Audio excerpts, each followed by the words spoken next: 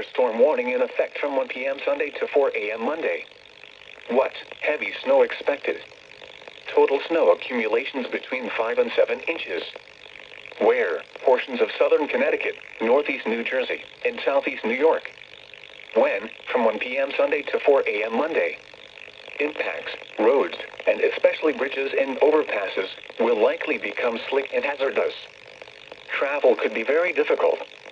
If you must travel, keep an extra flashlight, food, and water in your vehicle in case of an emergency.